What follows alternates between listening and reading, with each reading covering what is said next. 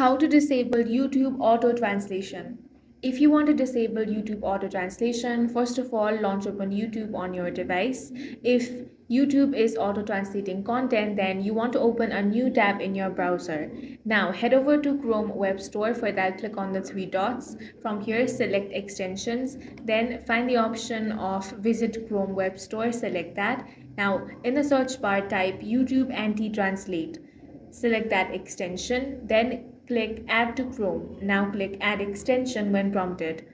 Once that is done, head back over to YouTube, open the extension icon on your top of the browser. The extension is enabled by default. You can click disable if you want.